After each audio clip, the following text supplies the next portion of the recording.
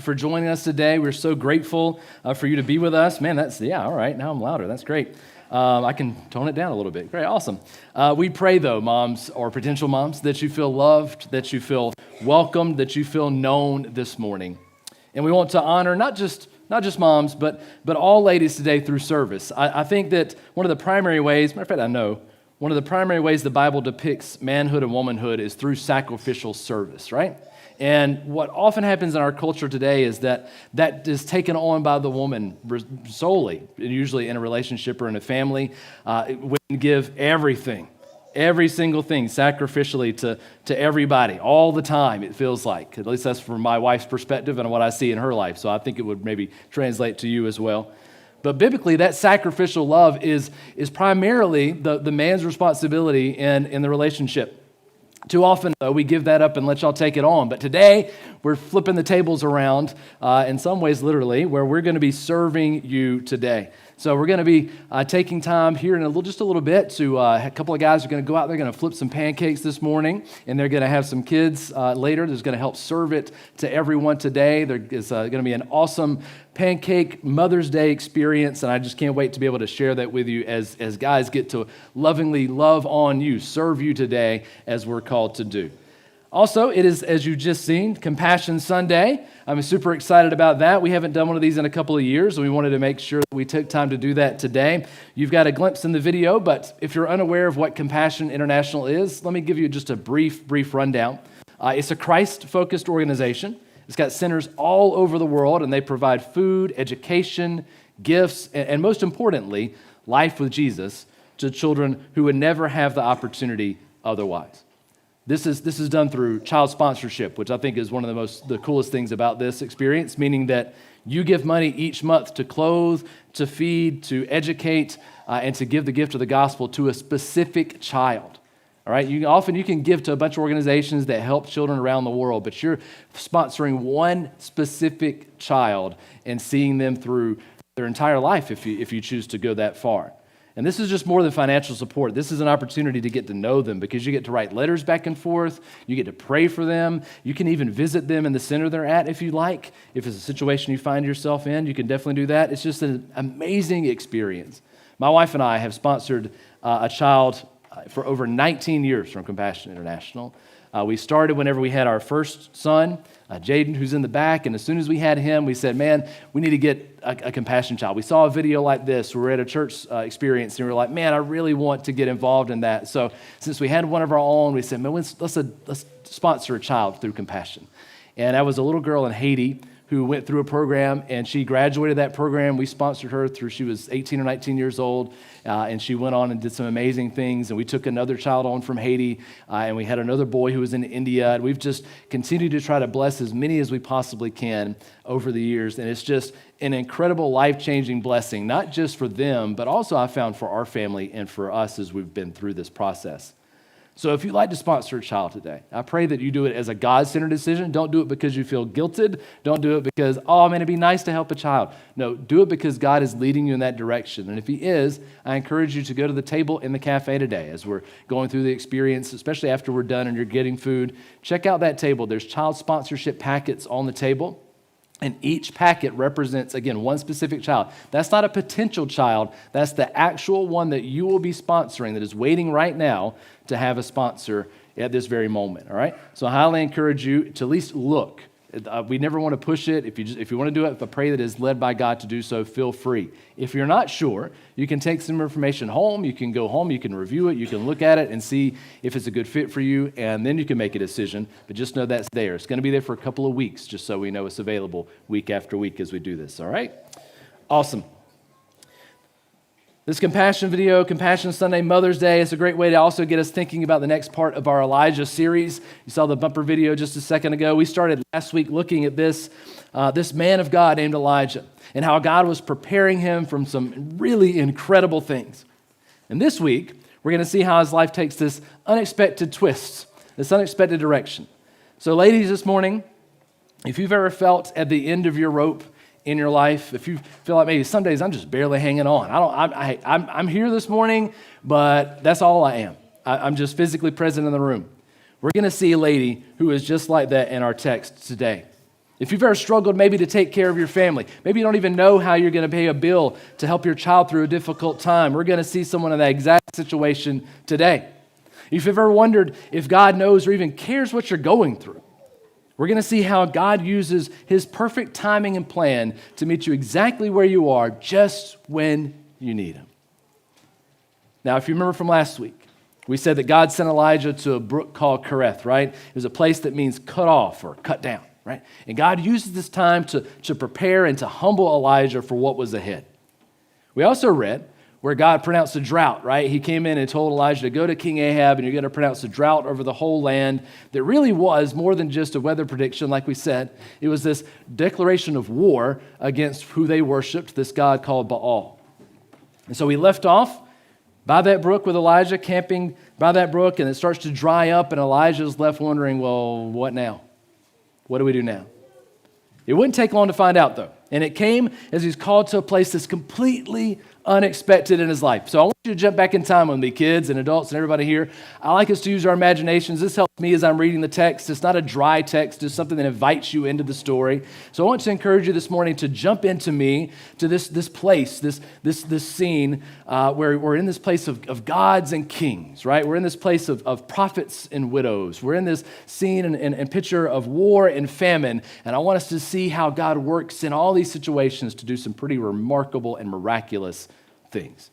We're going to start 1 Kings chapter 17, verses 8 and 9. We're going to walk through some of this text together this morning and dive in and see how it helps and applies to us too. 1 Kings 17, 8 and 9 says, Then the word of the Lord came to him, being Elijah, and said, Arise and go to Zarephath, which belongs to Sidon, and dwell there. Behold, I've commanded a widow there to feed you. So here's Elijah. Let's remember from last week, if you weren't here, let's just get into this picture. He was by this brook. It starts to dry up. He's being fed by ravens morning and night, bread and meat. And now he gets some strange instructions. He's called to leave that to go to a town called Zarephath, whose name means refining. As a matter of fact, we got a picture up here for you. It's going to be thrown on the screen. It's just a kind of general representation of the area and where we're talking about when we're talking about these names. Because I could be talking about the Wizard of Oz. You wouldn't know any better, right? Here, this is a literal place right here. And so we'll make sure you know where it's at. So he had a pretty long journey, a few days hike that he had to make from a place that was close to his home, that he was comfortable with, who was existing by what God was providing. But now he's called to go somewhere completely different. He's got to walk not to a land of plenty, not to a place that's comfortable where everybody knew him and could support him, not to a place where everybody worshiped the same God that he worshiped, but go right into the middle of Baal worshiping territory, right into enemy territory. He's got to travel up to this foreign country where they don't worship Yahweh. They worship a completely other God. And right off the bat, Elijah's like, what? You want me to go where? You want me to do what? Do you know who these people are, right? You know where you're sending me? These people are heathens, right? These people are barbaric. They sacrifice children to their God. That's his country. That's his people. And if that's not enough, you're sending me to a widow? Don't I have enough problems going on that you're going to send me there to a widow? You see, in light today, widows were typically poor. They were typically vulnerable. They weren't usually cared for in the ways we care for them today. There was no inheritance left for them most of the time. There was no life insurance that were going to pay off for them. There was no way for them to sustain themselves in a way that they were going to be able to survive day to day without the reliance of either relatives or the kindness of strangers. So how is she going to feed Elijah, is what Elijah's thinking. How is she going to feed Elijah if she can barely feed herself? He's thinking, I got to go to somewhere else, to a territory that is foreign to me, foreign gods, and a widow who can't even care for herself. How's this going to work? Nevertheless, he goes. Let's read verse 10 and 12. It says, So he rose and he went to Zarephath. And when he came to the gate of the city, behold, a widow was there gathering sticks. So far, so good. And he called her and said, Bring me a little water in a vessel that I may drink. And as she was going to bring it, he called to her and said, Bring me a morsel of bread in your hand. And she said, As the Lord your God lives, I have nothing baked, only a handful of flour in a jar and a little oil in a jug. And now I'm gathering a couple of sticks that I may go in and prepare it for myself and my son, that we may eat it and die. Elijah shows up. He finds the widow just as God said, but the widow didn't know why Elijah was there. God said, I'm going to send you to a widow who's going to feed you, but the widow didn't know that's her job, right? God knew something she didn't. Yet. He walks up and he sees this poor woman. I want you to, again, imagine this scene. Imagine this woman. Droughts have been going on for a while now, and she's getting to the end of her rope, right? Starving, near death from hunger. Her bones are probably showing through her skin, right? Her face is probably really taut. Her hair probably falling out from lack of nutrition, and she's gathering sticks and dust outside the gate of the town. And as she's doing this strange man with a different accent, one she probably recognizes from Israel, shows up. And he asked for water and bread, and she's like, man, you picked the wrong day. you showed up at the wrong time. My son and I are about to have our last meal. I can't give you anything. Her situation seems hopeless. Yet she recognizes there's something different about this man, and she assumes that he worships Yahweh, right? She says, as Yahweh, your God, lives. Meaning he's not my God, he's yours. She acknowledges not only that he's his, but that he's living. That Yahweh is a living God, yet she can't see how that could change her death sentence. Yahweh might live, your God may live, but I'm dying, and nothing's going to change that. She's done all she could. She stretched her budget as far as it could go. She's prayed to her God as often as she could. She has begged and borrowed and begged again, and now death is upon her. She was doing the best she could, but she could do nothing else to survive. And I imagine in this moment she was grieving, not just for herself, but not even just for her son that she was going to lose, probably of her husband, who's dead at this point. She probably was thinking back to him and wishing he was still there as she's about to enjoy this last day on earth with her son, the only thing she has left to love, and she's going to wind up dying in the room with him. That's tragic. That's horrible. I'm sure she's thinking they're going to die, but at least they're going to die together, right? Maybe you could relate to that. Maybe not the dying part, but some of the other pieces she was in.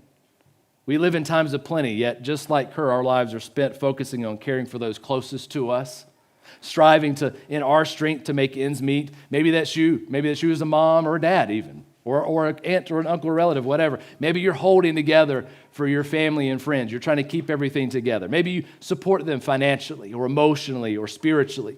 Maybe you work 2 jobs. Maybe you volunteer, go to their games, do everything you can, and still feel like you've come up short at the end of the day.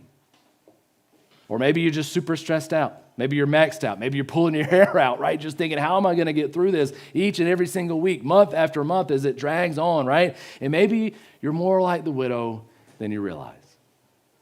Gathering what you can, meagerly distributing it with what little you have, holding it close like she had been holding on to that oil and the flour, never knowing if it might be the last thing you have. And then God shows up and he says, give me a portion of what you have. Give me a portion of what you have. Knowing that when he asks that means you might not have enough to feed yourself or the ones you love. Think about it. How many of you would do that? How many of you going to die in the room with your son or relative, the last bit you have, and a man of God shows up and he says, God has sent me and he's asked me for water and bread from you. Before you eat, you need to feed me first. How many of you would do that? I'd wager not many. I would have a hard time. He was asking for a sacrifice because I think most of us, whenever that was asked, would be like, I can't do that, right? I only have so much. I need to keep it all, to keep everything going. If I give up just a little bit of this, I won't have enough to make it. I have to keep it to myself. And we cling to it in the name of survival to keep ourselves alive when actually when we hold it tight like that, whatever it is, our money, our time, our talent, we're actually dying, thinking we're trying to keep ourselves alive. Elijah hears the desperation in the woman's voice, and I appreciate his response. He isn't callous. He sees the need. He knows the moment why God has sent him to her, and he's just as hungry as she is. He's just as helpless as she is, but he's not as hopeless. That's the difference with Elijah. Verse 13 to 14, Elijah said to her, do not fear. Go and do as I've said. But first, make a little cake of it and bring it to me. And then afterward, make something for yourself and for your son. For thus says the Lord, the God of Israel, the jar of flour shall not be spent, the jug of oil shall not be empty until the day that the Lord sends rain upon the earth. God had sent Elijah there to show her his power. to show her God's power. They may worship Baal, but he isn't in control. Yahweh is. He'll provide for them where their God failed. And in the process, he's going to build up Elijah and this widow's trust in him as he makes this stuff happen, as he makes it work out in their lives. Here's the thing. You may be someone's Elijah today.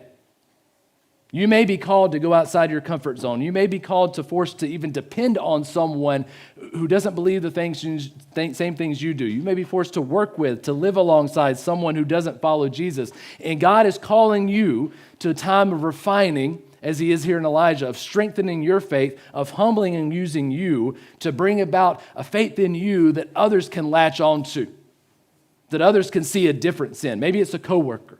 Maybe it's a family member you long ago wrote off. Maybe it's a friend who has no other friends. Maybe it's a stranger on the street. Whatever it is, God can and will use your faith to strengthen someone else's. Elijah sees the woman's fear. He hears the call for help. He sees how hopeless it all looks, and he says, don't fear. You're not going to die today. You're going to die eventually, but today is not the day. You'll see your son wither away, you think today, but that's not going to happen because I serve a God who is so great. I serve a God who is living and is active and can provide in ways that no other God, quote unquote, supposedly can. He's going to work something out in this space that you can never have otherwise. God speaks the promise of God to this woman. He speaks He speaks against death to assure life. He speaks against exile to assure homecoming. He speaks against her despair to assure her hope, and even against scarcity to announce this lavish abundance that only God can give. You see, the word of the Lord has the power to veto your circumstance and guarantee abundant life. Now, I'm sure the woman, when she's hearing this, she's hearing saying, what do you mean my oil is never going to run out? What do you mean my flour is never going to run out? I have to go to the store to get that. I have to go down to the market and we have to mill it and it's got I got to trade something for this. How is this going to happen? How is this going to be provided? And Elijah's like, don't you worry about it. You just go and you make the bread. You make the bread. So I'm sure she doubted, but she goes and she obeys anyway. She goes to the house. She burns the sticks that she had gathered. She heats up the oven. She mixes the water and the flour. She pours the last oil in. She starts baking that bread, and she's smelling it cooking one last time. And as it comes out, she doesn't even take a nibble for herself. She doesn't give a piece to her dying son, saying, oh, it won't matter. Let me give a little bit to my son. He won't mind, or he won't even know he's outside. He won't see me give this little bit to my son first. She doesn't cut corners. She fully obeys, and she takes it to Elijah and says, here's the bread you asked for. It's all I got. It is yours. 1 Kings 15-16 says she went and did as Elijah said, and he and her household ate for many days. Verse 16 said the jar of flour was not spent, neither did the jug of oil become empty, according to the word of the Lord that he spoke by Elijah. As she was obedient, God was faithful to his word. And every day she would go to that same jar, that same jug, and she'd see his faithfulness in action again and again and again, no matter how much she put flour out of that jug and put it to mix it together. Every single time she did it, every time she needed more oil, it was always there. She couldn't explain why. She didn't know how. It didn't matter. She knew that she needed it to survive, and it was there every single time. You see, you may be helpless, but by trusting in Jesus, you were never hopeless. Amen. Now, if this were a movie, we'd fade to black. Everybody's happy, right? It's everybody living happily ever after. It's all great and wonderful, but this isn't a movie. This is real life. When things are at their brightest, tragedy tends to strike. And that's exactly what happens here.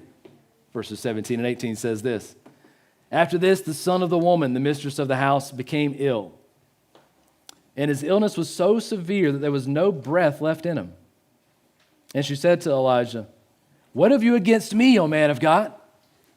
You've come to me to bring my sin in remembrance and to cause the death of my son. The widow, as her son is sick and dying, she sees this death of her son as a punishment for something that she's done. Interesting. Maybe she's thinking back to her husband's death and how she was left destitute. Maybe she remembers the time of famine, nearly starving to death, and how God provided them. But now her son is sick, and now her son is dying. Now the last memory of her family is about to completely fade away, and now she's in complete anguish and complete tragedy. These things in her mind aren't accidents, though. These are intentional. It's tied to something she's done in her past. God is punishing her. That's what she feels like. Now, there are consequences to sin, and death is one of them. But the text doesn't give us a hint of what could be the cause. We're not given a reason at all because that's not the point. You see, we often look to a reason for suffering. We look to a point to the pain, an answer to the why. And rarely when you do that will you find the answers that'll satisfy you. You can try, but rarely ever will you find a satisfying answer. But the text here shows wisdom. You see, the point isn't the tragedy, but what God does through it. It's an opportunity for the true God, not the false one she worshiped, but Yahweh, the God of life and power over death, to show his power and show his authority in her life again. There may be tragedy in your life, and you may be able to pinpoint the reason. You can maybe go back and find, maybe I did something. Maybe something happened that caused this to happen. If you could do that, whatever, but maybe you can't. But the point is, no matter the reason, no matter what's going on, what you have in your moment when tragedy strikes is an opportunity for God to act, which is exactly what he does here. Again, verses 19 through 21 says this. Elijah said to her, "Give me your son." Just like he asked for the bread, he says, "Give me your son." And he took him from her very arms, and carried him up into the upper chamber where he lodged and laid on him his own bed. Elijah's room, he puts him in Elijah's bed. And he cried to the Lord. He said, "O Lord my God, have you brought calamity even upon the widow with whom I sojourn, meaning whom I'm visiting, whom I'm staying with, by killing her son? Have you done this?" And then he stretched himself upon the child 3 times, and he cried out to the Lord, "O Lord my God, let this child's life come into him again." I'm always amazed by Elijah's response. He doesn't argue with this woman. He doesn't even console her. He doesn't say, "I'm so sorry your son died. I feel so bad for your situation. I really wish there was something I could do." He doesn't do any of that. Instead, he just says, "Hand him to me." And he carries him to his room. He exudes this confidence that I wish I had, man. I really wish I had it like Elijah had it. But I also appreciate the humility, the dependence that he has on God here as well, because you can sense the doubt and question in his tone a little bit here, right? He cries out to the Lord. He doesn't speak. He doesn't whisper. He cries out in anguish. He's like, "What's going on? What's happening here?" Right? And you can hear it in his voice, but what's remarkable as much to me as any of that is that he doesn't cry out, "Why?" Even in his questions for Elijah, there's hope even in the doubt. He says, "Have you killed him?" Now, Elijah's carrying this boy. He knows he's dead. He knows the guy's dead. There's no way. So when he's saying, "Have you killed him?" Of course the guy, he's dead. But he also knows the power of Yahweh. He knows the power of the Lord that raises even the dead to life, right? And so he says, "Have you killed this boy? Have you really done this? Show me who you are. Show me who you are," right? 3 times he prays, which one indicates his persistence. He doesn't just say, "Lord, heal this boy, raise him to life again," and be like, "Well, that didn't happen. I guess I got to go back and carry the dead son back to this woman." 3 times he goes, which is about persistence, but it's also about completion. We talked about 3s a couple of weeks ago, right? But he knew that if God didn't act after 3 times, he wasn't going to do it. So he lays on him 3 times. He cries out to God, raise him to life again. And in verse 22, here's what it says. "And the Lord listened to the voice of Elijah, and the life of the child came into him again, and he revived. And Elijah took the child and brought him down from the upper chamber into the house and delivered him to his mother. And Elijah said, 'See, your son lives.' And the woman said to Elijah, 'Now I know that you are a man of God, and that the word of the Lord in your mouth is truth.'" Not the word of your Lord, not the word of your God, the word of the Lord is truth. We don't know how or why God uses the prayers of imperfect people, but he does. Through Elijah's dependence, through his obedience, through his trust, God responded again and again and again to show off his power and authority, and this time snatching life out of the jaws of death with this miracle. How many prayers have we not prayed because they seemed impossible? Think about your life. I don't have to answer out loud. Think about your life. How many prayers have you prayed that you didn't do it? You just said, I'm not even going to worry bothering God about this. This is impossible. This is not going to happen. How many prayers maybe have you been asked to pray on behalf of someone else and you blow it off because it seems too big? How often do we disappoint those that ask us to pray for them, and how often do we discredit God by our unbelief? It happens. You see, God may be calling you in the midst of someone's struggle, someone's tragedy even, to speak life over death, to be able to cry out to him, to show his power in the midst of a hopeless situation, and to watch as he comes through. He may be calling you to that. You see, God is setting Elijah up for greater things in his life than even raising the dead. It seems crazy to think, but he's calling him to something even greater than that, but he's got to prepare him first. He's got to strengthen his trust. Elijah can't do the greater things God is going to call him to do if he doesn't first go to this widow's house. If he doesn't first go and see a helpless woman, see a hopeless situation, and then pray and watch God respond. He doesn't go on and do the amazing things he's going to do, and we're going to talk about later, if he doesn't see a dead son and hold him in his arms and lay over him 3 times and say, God, I can't do this, but I know who I serve, and I know you will raise this dead boy to life because I know that's who you are, and I know you're going to come through. I know that just as you've provided oil and the flour for bread, that you are going to raise this child to life again. You are going to bring abundance into this house. You have not sent me to pronounce death over this. You've sent me to pronounce life in the midst of death. I know you. That's what you do. That's who you are. Elijah has to go through this moment to prepare him for something greater, and also opens the widow's eyes in the process, doesn't he? She starts off as she sees Elijah the very first time she meets him, and she said, as the Lord your God lives, right? And she gets to the end of this whole experience after these, however long Elijah's staying, she sees these miracles, and she says, now I know that you are a man of God, and the word of the Lord in your mouth is truth. I know who you serve isn't just some other God, but a God like no other. Now, where did the widow go from here? We don't know. It doesn't say. We're going to find Elijah called again next week as we get into part 3. But she's staying behind. And her life is forever changed, though. She's forever changed by baking bread for him on the day she was about to die. Ladies, the widow said, now I know that the word of the Lord that you speak, is in your mouth, is truth. Allow me to speak the word of the Lord over your life today, please. If you haven't already, I encourage you, orient your life around Christ. And I don't mean in word only. I mean, live your life for him in a sacrificial way that you would give him the last piece of bread you have before you feed yourself or your family.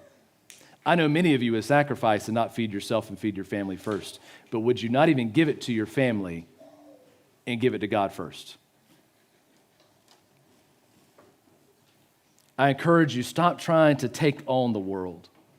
He holds it all in his hands anyway. You don't, thankfully. Give more of your time, give more of your talent, give more of your finances to him than you do your work, or you do your partner, or you do your kids even. And watch as he gives you back a greater life than you could ever gather for yourself. I encourage you, ladies, be the rock of faith for others, like Elijah was for that widow. God is going to use some of you in unique ways. Your gifts, your talents, your insights, he's given just for you for a specific time, purpose, and reason. And I hope you realize that those gifts, times, and talents, that faith that you may even have, isn't to glorify you, it's to glorify him. I pray that you provide for others by prayer and not just extra work. I pray that you invest time in the upper room praising praying crazy prayers over others. And I pray that by your faith, you show them the power of the word of the Lord, that you speak into their lives hope and peace and joy and not anxiety and worry and depression. I pray that you don't just be their rock, but I pray that you point them to the rock. And I pray that you breathe in the breath of life into you first, so that every relationship you engage in, you breathe that right back out, so that those around you who may be dying experience life and life abundant in a way they never have or could before they met you. That's God's word for you as women this morning, for you as mothers this morning, for you as people who are called to be the rock for others by relying on the rock, to speak truth by relying on the truth, by speaking life by being fed by the life. I pray that over your life, your family, you this morning, ladies, as you get ready to go out and serve and love and do all that you do. I'm so amazed by moms. I pray for godly moms. I pray for a generation to be changed of moms who maybe not have grown up godly, but God changed your life in a way where you can be something that you never even thought you could be because Him working in you even right now. That's my prayer for you this morning. Speaking of prayer, let's get to that this morning. If you're here and you're a seeker, and you're maybe like, oh, I'm a mom or I'm a dad or I'm in between, and I want the power of God in my life. I want to experience life and life abundant, but I haven't experienced it yet. God is still in the raising to life experience. He's still doing that even now. That's His business. That's who He is.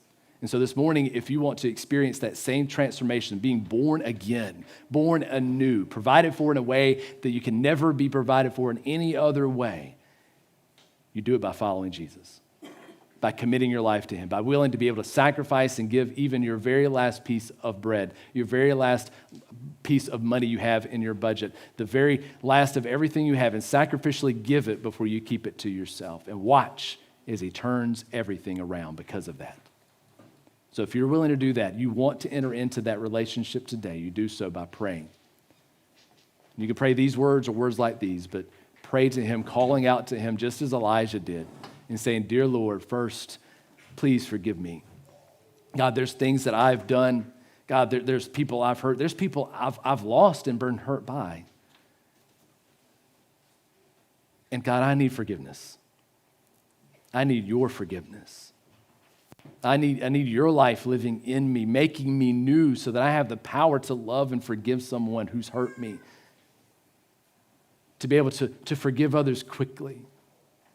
God, to see miracles, to be able to know that when I go to my budget at the end of the month, that it's not me who's in charge of it, it's you.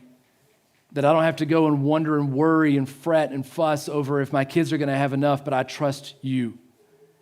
That I don't have to hold it all together, not even myself, because you hold me in your hands right now. And today, you're speaking life over me, life over my death, life over my finances, life over my time, life over my talent, in saying, you give me all of you today, and I will give you something greater. I will give you eternal life, life and life abundant. I will transform you to be the best mom, best dad, best brother, sister, aunt, uncle than you ever could be through my power and strength and not your own. Watch as I do crazy, big, miraculous things in your life in real time, right now. Now, if that's you this morning and you prayed that prayer, I want to encourage you to follow up with either myself. Got a couple of the people, Walt will help you in the back. There's so many around here that want to step into that next step of relationship of Jesus with you today. But don't leave here without doing that this morning. Online, make sure you know you're being followed up with as well online. Don't leave without responding. We want to respond back to you and follow up with you in that mode as well. So thank you for doing that.